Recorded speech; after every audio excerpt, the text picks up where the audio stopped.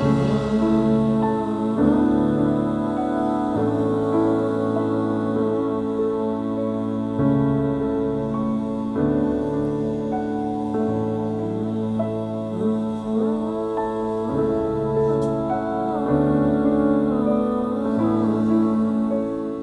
and welcome to Together, the podcast where Courtney and I dive into the juicy terrain of conscious partnership and parenting.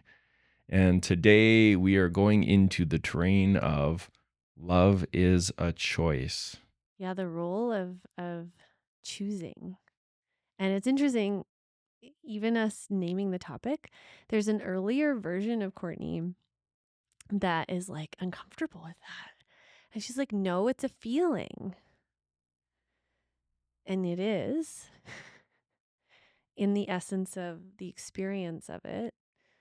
But in the practice of relationship, the practice of human to human relationship in the daily life, I'm really diving in deeper and getting a deeper apprenticeship into it as an action and as a choice. And actually, I'm thinking of, if any of you know of Bell Hooks, who's a really brilliant, if you want to read anything, she has a book called All About Love. And she's a really radical feminist Black woman in the States, beautiful writer. But she talks about this. She has a book called All About Love. And it's about that love is an action. It's not like, there's this place where love is a feeling. It's a beautiful feeling we get to feel. And it's something that everything is, right? It's this expansive energy. And yet the practice of love in relationship is a choice. It's doing acts that bring love, choosing to do behaviors that cultivate love. And the interesting thing is that if we wait for the big love to always be there, if we wait for the feeling of love, it actually makes us less loving. That's the interesting paradox about love. Like if we wait till the moment where I feel all holy love and then I act from love in that moment. Waiting for it and attaching to it when it does come up. I'd say that's another sticky place of it's here, but then if anything comes in to interrupt it, where also it can bring in a stickiness. Yeah, because we need to feel it to do it. But then we actually become a very unreliable, unloving person. And so, what does it look like to both feel the love, but also create the container of love, of the practice of love that allows that feeling to organically emerge more often, but in a way that we're not controlling it and we're not relying on it in order to do the loving actions? It's really an interesting dance. And I feel before we get into the place of choice and choosing, we need to understand what we're up against. And we've talked about this in previous episodes, and this is the terrain of imprinting. This is the place where our earlier experiences, our genetic material does impact how we experience reality. And when I'm relating with Courtney, she represents certain qualities. She'll remind my nervous system of certain events that haven't integrated. And so that's what we're up against is when things are really good, it's quite easy. It's quite easy to relate. Our love is sweet and deep when there isn't anything that reminds me of my past where I felt really hurt and overwhelmed and scared. And so I love this concept of that love is a choice. It's in the doing. Because in Alison Armstrong's work, this really helped me orient when she described, well, Alison Armstrong speaks about it, but I digress. It's Stan Tatkin who described it in the way that really landed for me. And that is that in the beginning of our relationship, our brain is on drugs.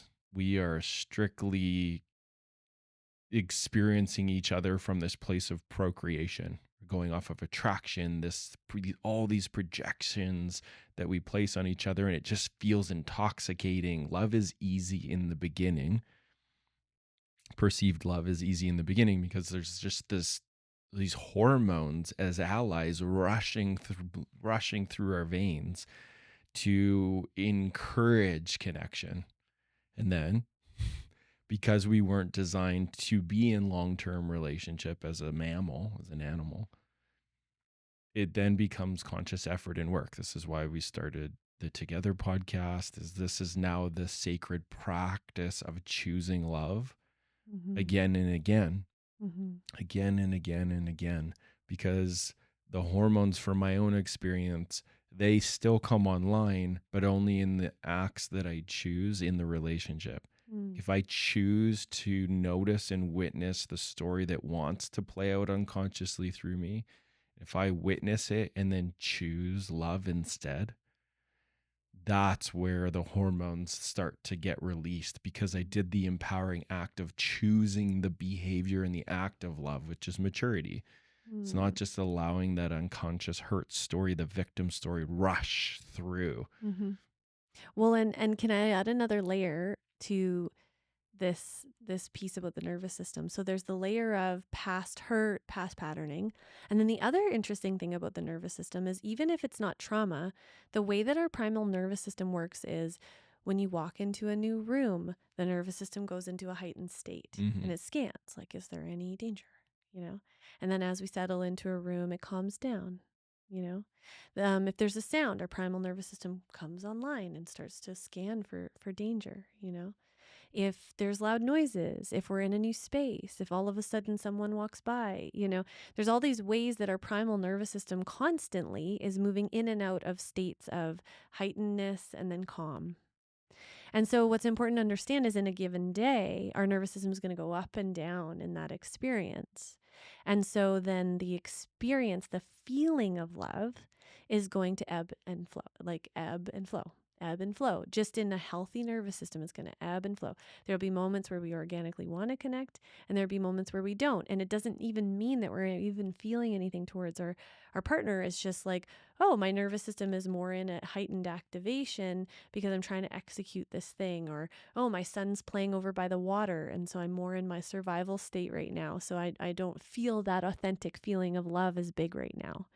And so it doesn't mean that it's necessarily anything wrong. It's just what the primal nervous system does, because it's keeping us alive. So if we think that the act of love needs to come from the feeling in the body of perfect safety and connection, we're going to do a lot of unloving things, because it's like, oh, well, I'm not feeling it in this moment. So for me, how I like to think of this is, we are loving, conscious beings learning how to run this machinery of a body, how to be integrated with this primal nervous system as this great ally. And this nervous system is like attuned to nature, and it's attuned to our survival, and it's attuned to all these things. And yet it only has certain wiring for the sense of connection, right? And it has certain things it needs in order to cultivate a feeling of love. So for me, as a conscious being who wants to build more love, like, I'm here for love, let's build more love, then I need to get really curious. How do I commit to that process, knowing that it's a process, that love is a process? And then B, how do I learn the skills to create the container that allows love, the condition of love, to be here more? And I just love learning about, oh, this is what the nervous system needs. Oh, this is what supports more love. Oh, if I do this, or I offer this to my partner, or he attunes to me in this way, my nervous system, the hormones can come online and allow love to come in. And so in this way, how I think of it is, there's that part of love, that embodied love that emerges. And then there's the devotion of love that is the conscious part that's choosing to show up for that process, no matter what the feeling is that's moving through our body. And I'm super interested in this piece of that level of choosing. And one of the things I'd love to hear from you, Mike, because it's interesting to think about, there's so many different parameters we can set in relationship that supports love. But, even if I think about when I'm leading a group of people, in a ceremony or in a workshop or something, what supports everyone to come into more safety and more love is if there's parameters, there's agreements. We're all agreeing to something that we're going to cultivate together. And it's also really fascinating to watch that if what we're choosing, what we're agreeing to together, if that's not clear, or if you have a whole bunch of people show up and they're on such different pages as to what they're agreeing to or why they're showing up. And I've watched this, it gets so messy. Suddenly it feels very unsafe in the room because we all don't know what we're committing to. We all don't know what the parameters are that we can start to show up for. And so, for me, part of the choosing of love is choosing the parameters you and I have set up, our commitment, and consciously choosing, these are the parameters. This is what we're cultivating together. This is what we're showing up for, and committing to keep showing up for that. In our case, it's a sexually monogamous partnership where we're building a life and we're having children and cultivating a home together, and we have the intention that we want to keep journeying together and growing old together, and having that specific commitment every day, waking up and re-choosing that is part of the love.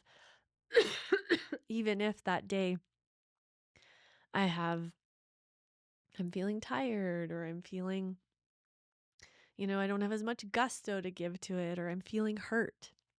It's like that moment in the morning where I choose, this is the commitment I'm making, even though I also feel hurt by Mike right now. Mm-hmm. Or even though, there's a part of me that's feeling so unsure and like, does he love me? Like, are we connected? Like when I have those parts moving through me, or a hurt about something, that can be there, and the commitment to the journey at the same time. And that I don't allow that feeling that's moving through in that moment, or that learning we're going through, to shake the commitment. Mm-hmm. Yeah, there's a prime example of this, of how this shows up in our day-to-day life, and today's even a really good example. In the morning, there was so much love and sweetness and connection moving towards each other. Courtney recently had communicated that something that feels really good for her is when she walks down the stairs, it feels really nice to be welcomed, of, we're so glad that you're here. In the morning. So happy to see you. And where Cedar and I both bring that. And that's how our morning started, was that. And physical connection is really important to me. And there's just lots of sweetness and kissing. And then the routine of Wednesdays is, I resource, and then I come into the studio and I am the production guy. So I come in, I set up all the cameras, the microphones, the lighting, testing the gear, making sure everything's working properly. And that experience for me is familiar terrain to how I grew up. When I was a kid, did a lot in my household. The thing that's unique in my experience for me, or where I have a sensitivity or vulnerability, is I did a lot. Fix the cars, re-roof the house, clean the dishes, mowed the lawn, and I did a lot of it alone. I didn't have my parents with me in it, where we were connected. And not even to say that they did or didn't do this, but my internalized experience is that I didn't get a lot of recognition or validation or appreciation for me doing those tasks. So when I'm doing this task now as an adult, all of those experiences, all the places I was hurt as a little guy, are below the surface of my adult self. And so if anything starts to remind me of that terrain, I can get triggered. I can get reactive. I'm going into younger parts. And today was one of those days. There was something that's just how something was said. It reminded me of something. And I went into this reactive place, feeling hurt, feeling angry, alone. And Courtney wasn't doing anything wrong. It was a reasonable thing she was communicating, that you were communicating to me.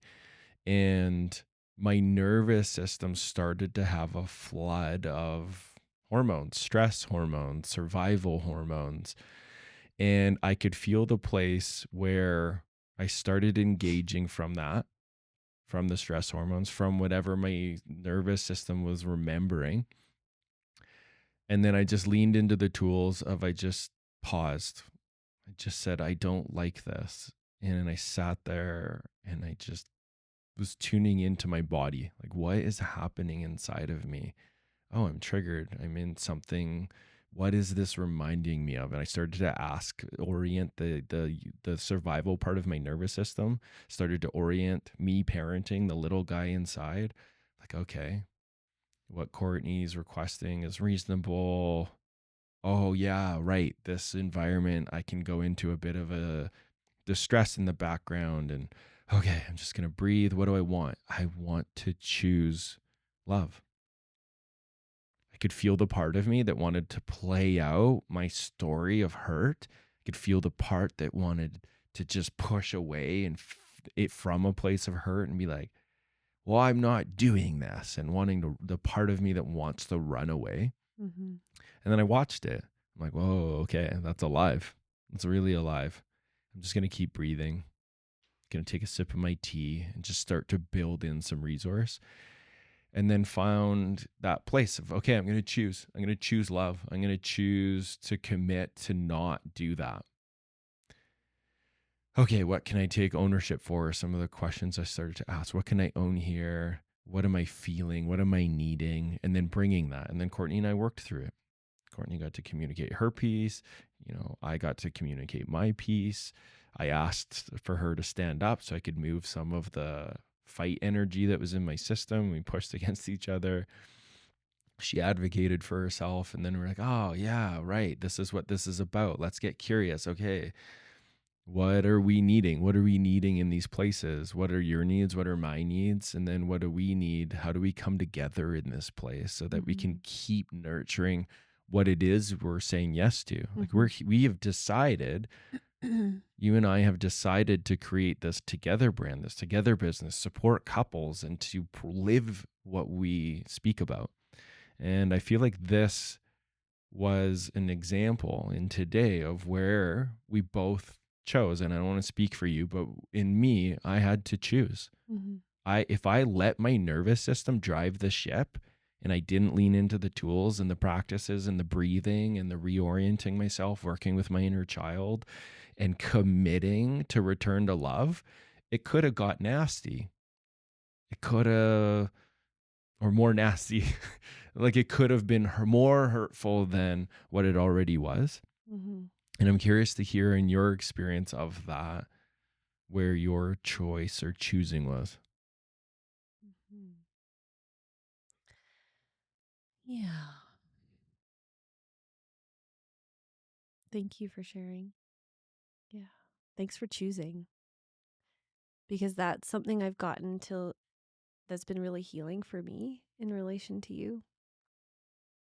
And I never knew how to articulate it before you and I started this relationship. Is what I would say allows me at the root to journey with you, and why I say we're doing sacred relationship is because I feel you choosing that on the other side over and over again. And I think and I know that if that doesn't happen, then it's not sacred relationship. It's patterns playing out. It's that divine inner will. It's that place where we know we have a will inside of whatever's happening. And every time you choose it, and every time I feel me choose it, I feel the relationship strengthen. It gets more roots. It becomes more solid. And that is the thing for me to lean into, so that whatever's coming up, whatever we're feeling, I know you're going to keep honoring that choosing. And I know you're going to find the part of you that knows how to choose it. And I think that is what it, for me, builds the security, like that secure bond. Like, I know that Mike knows how to do that. And I know that it matters to him on a soul level, not just a that feels good in the moment level, but a soul choosing. And that's what lets me know I can lean into you, lean into the relationship. And I've definitely had experiences in relationships in the past where the other person can choose it too, to a point. But where I was going into containers where I was doing that, I was doing the choosing, but the other person maybe didn't know how to do that or couldn't do that or whatever was going on for their soul. And that place of like, I can choose it over and over, but if you're not choosing it too, I can't make the relationship happen by myself. I need you. And I noticed when we had this little rupture before, there was this beautiful moment that I was appreciating because there was some activation in the space, and then we just sat silently for a long time. Yeah. And I really liked that. I really liked that. And I was like, too. this is really good. And what I was doing inside was just resting into that place. Like, we're both here. And I was feeling that in my heart. We're both here. We're both breathing. We're both choosing. And there's a sticky place here. And that's the other layer that I want to speak to, because the choosing in that moment is the choosing to cultivate the love here. But what I heard in your story and what I'm feeling in mine, there's a choosing to love ourselves. You know, like I have to turn towards myself and choose to commit to loving myself in that moment, and choosing to be like, oh, yeah, that's there. Oh, yeah, you're feeling that. Oh. And it's in that capacity to allow whatever I'm feeling to be here and the love to be here is then what then I can bring to the relational container. Oh, there's all this stuff here. Oh, and there's love here. And the choosing to keep bringing the love. And so, in this moment, my body is actually feeling tight. It's feeling contracted. I'm feeling hurt. I can see this like look of concern on my face. We always laugh about my face is very expressive. But then inside, there's that part that's devoted, that's committed, and it's going to say the words that are more connective. It's going to say the thing that invites a curiosity. It's going to say, let's pause. Hey, what you're saying matters to me. You know, like just bringing in the tools, resting into the tools that invite more connection. One of the things that I think is really important to dive into here, though, is I'm wondering if any of you, and you too, Mike, I know the place in my life where I was choosing, but it was in an overriding, harmful way to self. And the words that come to mind for me is I love how Francis Weller talks about this in The Wild Edges of Sorrow. He talks about the violence of self-development. And I love how he talks about it like this, because I'm all about self-development, but he talks about where it becomes like a violence. And how I understand what he's saying and how it landed in me is there can be this place where we can become really hard on ourselves. Like the version of this would be, God, Courtney, like, what's wrong with you? Like, show up in a more loving way for Mike. What are you doing? You know, inside of myself. Be more loving. You know, go do it. Like, you know. But the second you're choosing from that place, it's not love. Love is never from a self-abandoning, yeah, masochistic place. Yeah. Yeah. There isn't love that comes from there. No. And I love what you're sharing. Just a touch is to add a layer to it is the practices are to land back in our own seat. Mm-hmm. That's the point. Yeah. So that the resource of being a mature adult in contact with all parts of ourselves from a place of safety and security, offering that to the connection. Yeah. And In this way, what I want to invite is what my inner process looks like to not override. Because how I understand that and was when I was in that place when I was younger, I wanted to be loving so bad. I had such a connection to my spirit. I was like, I'm here to be love. But oh my God, my body does not know how to do that.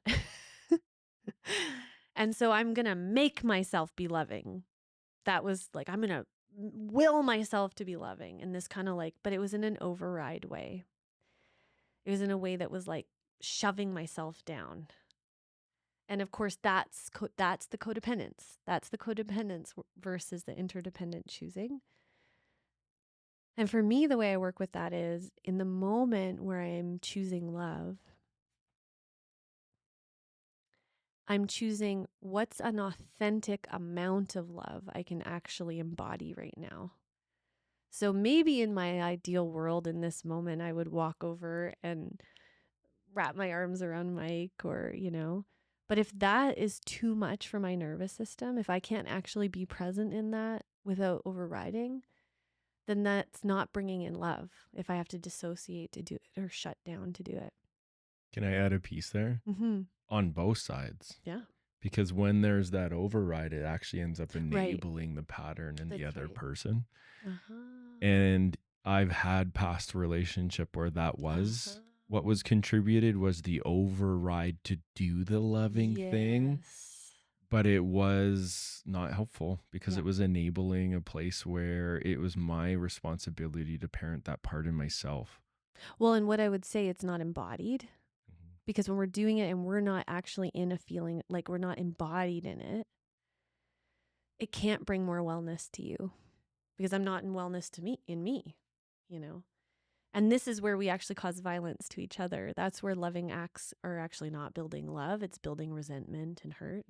So for the practice in me is first I have to feel the part that is choosing to devote to love. And then I have to be curious, what's the amount that I can stretch into? And sometimes it's making eye contact with you. Sometimes it's pausing. Sometimes it's, I want to run away and yell, I'm out of here. And I'm not going to do that.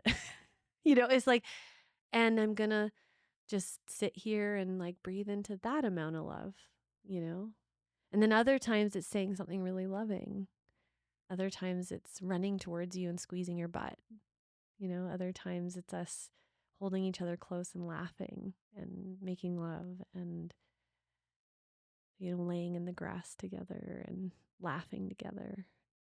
But every time the inner process is right now in this edge of the moment, how can I love myself? And what's an authentic movement towards love that I can do, that I can be present inside of and stretch into? And the cool thing about this process is that when I do that and I devote to that, I'm growing in my self-love, and it always does build more love between us. And so it's reinforcing. There's a reinforcing aspect of it. The piece that I love about that in my own inner process is doing that personal work, doing that. What I hear in there is that inner orientation, that self-love, the self-compassion, and honoring and checking in. Where am I at? What do I have available? What am I needing first? And orienting from that place. And then once that's there, bringing that to the connection, but in an honoring way of self. Like what can I offer or contribute here? Yeah. What I love about this inner practice, because when we go back to today, I could feel this part of me that unconsciously wants the outside environment to contribute more safety to the level of activation that's inside of me, but it's not Courtney's responsibility. It's my responsibility to get to know that young part in me. Like my process is, okay, little dude, right, familiar terrain. This isn't what's actually happening. This is very different. You're now an adult. And this is an arrangement that we're in. We're co-creating here. Look at all the things that she's contributing and doing. And whoa, it's really important to this part of me that this part is acknowledged and seen and appreciated for all these production pieces. But that's my job to notice. That's my job to feel inside of myself. Can I notice it? Can I soothe the part of me that needs that reassurance, validation, that inner work? As I do it, I can feel it even as we're talking at this part that I'm like, oh yeah, I love that part of me that does need that and didn't get it enough. And acknowledging that part of like, yeah, you didn't get it enough. That actually happened. And that's why this is an activating place. And that's your act of love towards self when you acknowledge that. Yes. Yeah. In that acknowledgement to self, and then creating the compassion in the space for what's needed relationally. So that could be sitting in the pause. If the pause isn't available, taking space so that I can give the compassion, give the slowness and the gentleness to that part that gets triggered. That I find is one of the most fulfilling and rewarding personal development pieces in the relational space. It's attuning to, okay, this is what's happening inside of me and what is happening on the outside.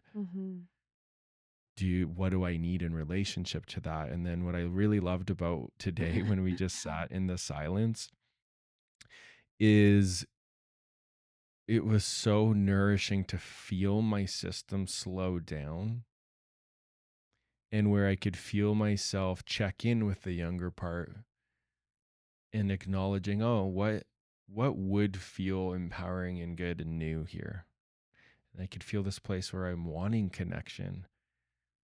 I could go into this hurt place. I could push away and do all those things my nervous system wants to do. But it felt so good to, sip on my tea, orient myself in the way where I felt safe in me, and be like, oh man, it would feel so good in myself to now contribute and move towards connection and move through this discomfort. And this is what I love about that individual work, is where it then gets to be contributed to the relationship in an authentic way. Because if it was an overridey place, it would be, I'm going to hold on to all this resentment and just do what I think I need to do here. But for me, what it was, hey, I notice I need to share just feelings. We don't have to go right into it, but I got to share what I'm feeling angry, sad, alone. And that was something she was willing to offer. And then I was like, oh, I got to push some energy in my hands. And my love was willing to offer it. Yeah. If I had not chosen love, I would have been like, no, I'm mad at you. And, you were being mean to me earlier. Like, this is just an example. You were being mean to me earlier, so why would I offer you that? And instead it's like, oh, he's needing that. Oh, my love is choosing, yeah, I want to offer that. Yeah. Yeah. And this is an important piece when it comes to the choosing when it meets relationship is consent and check-ins. Because what happened in our exchange between the two of us was, hey, this is something that I would need. Are you willing? And then there's that space to choose. Yeah. Yeah. Is that authentic? Do I want to offer that? Would that feel good for me? And then we get to move towards that connection from a place where inside, in that seat, in that center, from that inner throne, like I've got myself. I'm clear on what I'm needing here. And okay, let's move towards relating. Well, and I think the point we're really wanting to make here is loving relationship will not just happen. I loved when we interviewed Gay and Katie Hendricks, I loved when she talked about this. She said where people would say to her, and I have people say this to me, oh, you got so lucky to be in the relationship that you're in. And she's like, yeah, luck has nothing to do with it. It's built. It's choosing. It's choice. It's not luck. So yes, you need the right ingredients. Like I could do a perfect practice of love with someone who doesn't want to do that with me, and it's not going to create love. But in the right container, if Mike and I, just who we are, we let go of the practice, we let go of the choosing, and we just let's just let love happen, it wouldn't. It would happen in little ways, but it's something we have to build because our physiology is not set up that way. We're actually working. It's so fascinating being a human right now on the planet, because where our consciousness is at and what is actually supportive for the evolution of humanity, where we're going, which is more interconnection, teamwork, collaboration, bringing our sovereign selves into that. That's where consciousness evolution is going. If any of you wants to dive into the gene keys, it does a good job of mapping that out. And this is what we're learning about, like embodying unity. But then in our physiology, we have this old, ancient physiology that still holds this old wiring. And the old wiring, it was built for something different. It was built for survival. It was built for living in little villages where we would get impregnated with babies, but then we wouldn't necessarily be in partnership throughout life. So right now we're having to learn how to bridge. Can I add a piece there? Is that piece of spreading the gene pool. Right. Back in the day, the intention, how life was wanting to move forward was to spread the gene pool. Right. In a different way. Yeah. So we're bridging that physiology with our consciousness now. And it means we have to work it. We got to work it. We have to bring intention in and to help the biology adapt, to support the adaptation, the learning of the biology.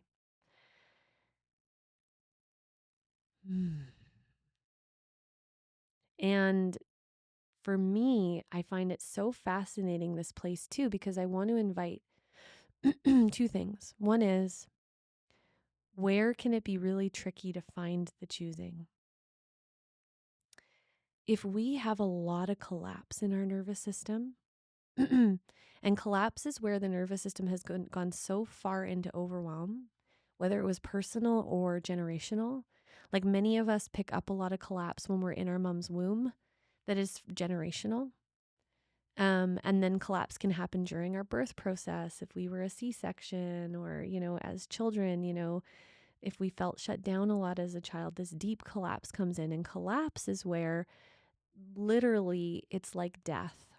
The nervous system goes into such a deep survival state that it shuts down our life energy. It's almost like playing dead. It feels like death in our nervous system. This is really what depression is on a physiological level, is where the nervous system has shut down life energy. And when we have a lot of collapse in our system, it can be very hard to find the choosing in an embodied way, because choosing requires fire. It requires a part in us that's like, I choose this, and it can make it harder to find that life impulse, which, I want to speak honestly to this. Depression isn't something I've danced with in this life. Definitely more the anxious type. My problem was too much energy. But I know from working with people, I know from that in the physiology, for some of you, it can be hard to find that place because there's such a deep shutdown.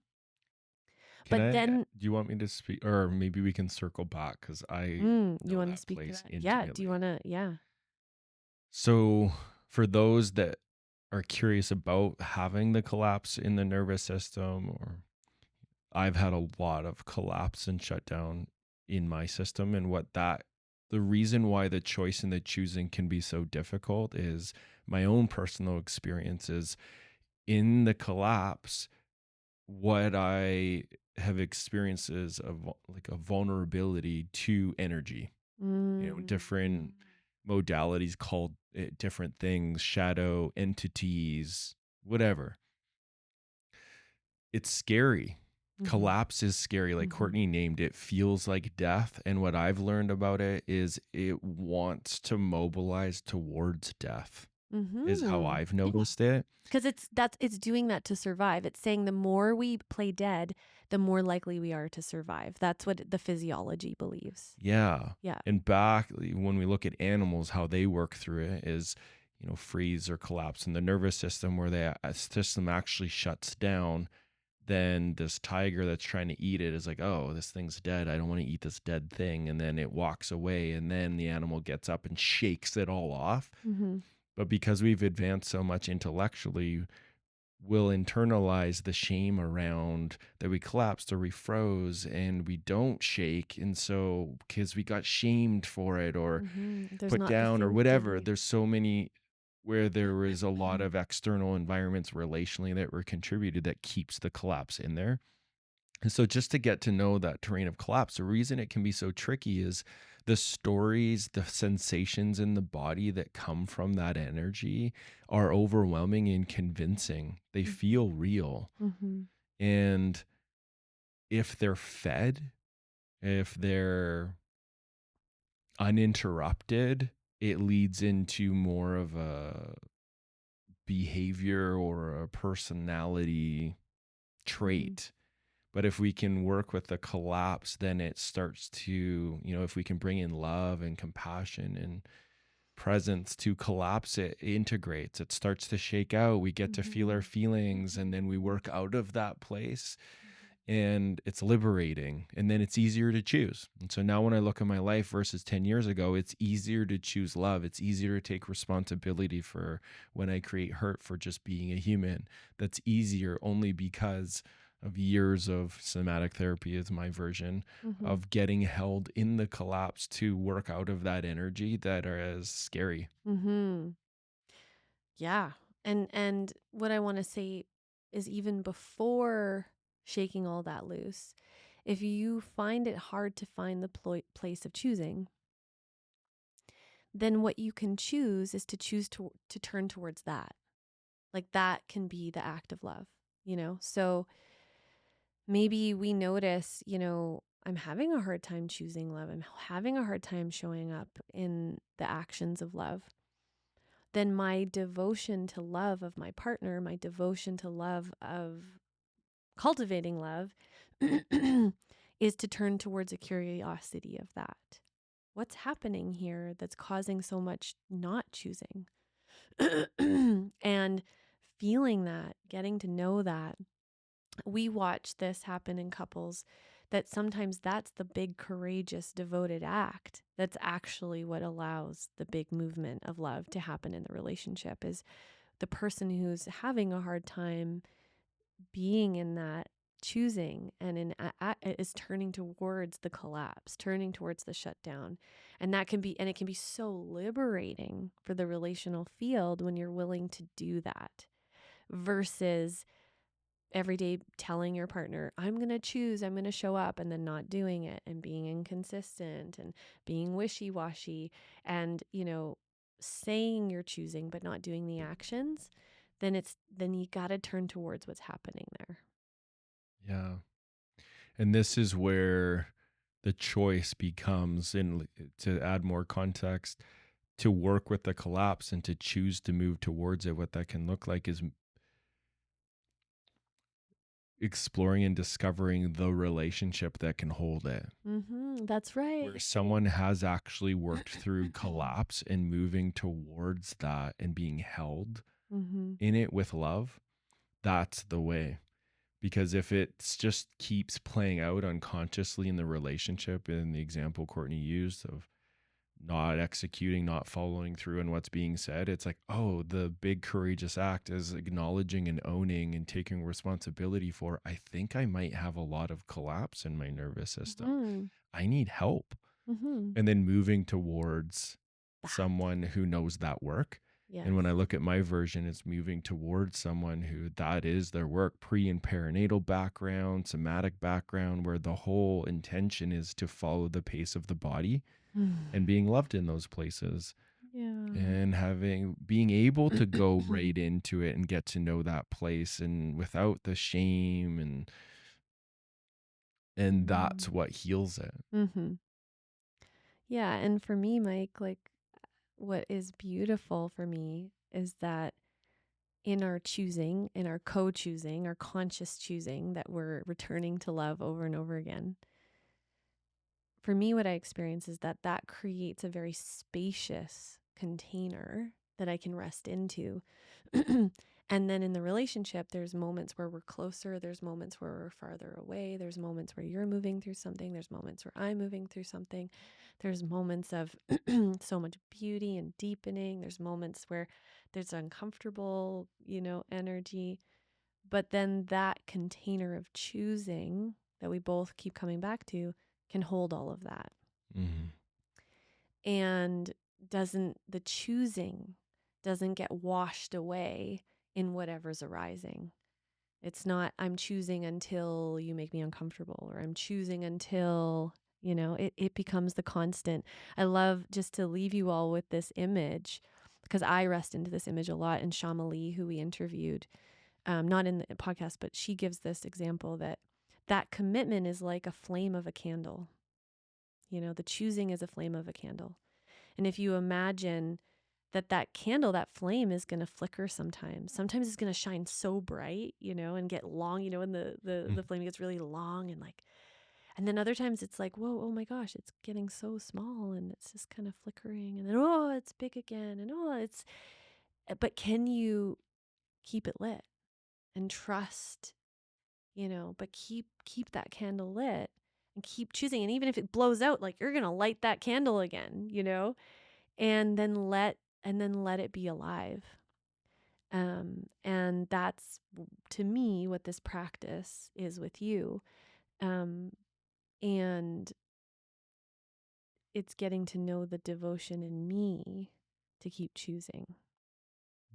And then I get to watch how bright the candle gets to be. Mm-hmm. Yeah. It's getting brighter and brighter. It's just such a sweet practice to be in with you. Yeah. I'm so grateful for the level of work that you do in yourself to be able to contribute the ingredients where we both get to take responsibility for our human parts and nurture the soul of our relationship.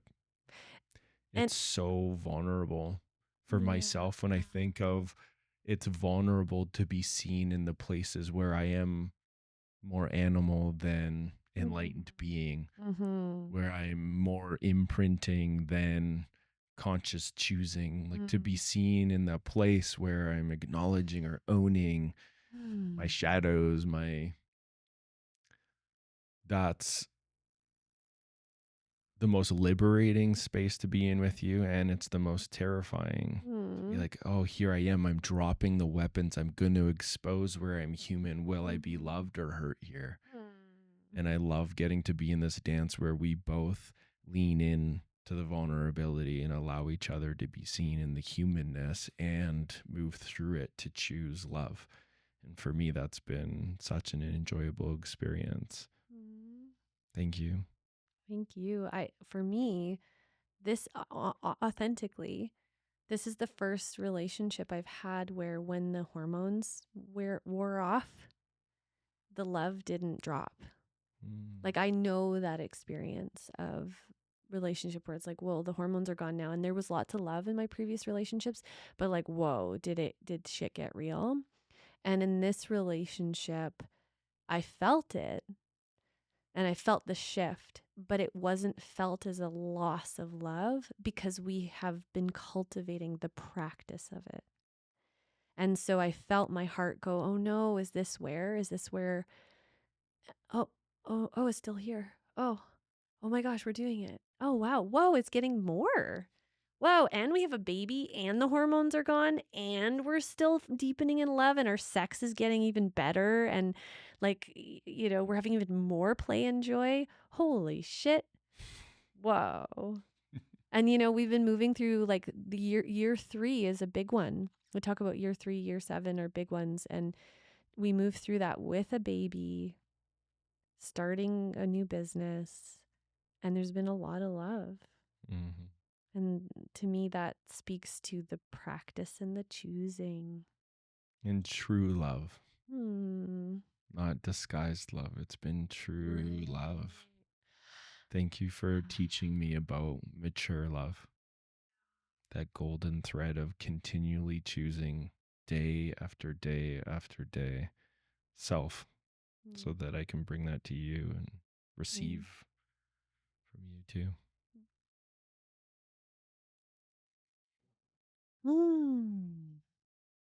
Thank you all for tuning in and choosing to listen to this episode this far. and really hope that there's something in this, in our experience of what's moved through us, that you get to take into your relationship, take into your inner contemplation, that helps you land deeper into your seat, your individual seat, so that you can contribute from that place in the relationship. And for those of you who are listening, we're going to be at the New Human. Look forward to seeing you there in just a few days. We're going to dive into the new human way of relating. Looking forward to it. Thank you all for listening. Have a beautiful day. Thank you all so much for tuning in. Now, a shout out for our sponsor, MINDFULMEDS. They have such a wide range of medicinal mushrooms. My favorite, Happy Days. No psilocybin in that one, just lion's mane, cordyceps. There's black pepper, just ashwagandha, all the good stuff. And if you do prefer more of the psilocybin, they have a huge range. They have one where they've collaborated with Kid Carson out of Vancouver. It's called Social Spark. Amazing feedback on it. And so many other good ones. So if you are wanting to replenish your supply, if you're already using their product, or if you're new to this space and you want to start using and trying out some product, because you're listening, you get a discount, 15% off, for being incredible humans tuning into this relational space. And so all you got to do is put in the promo code TOGETHER and you'll get those dollars back in your pocket. Till next time.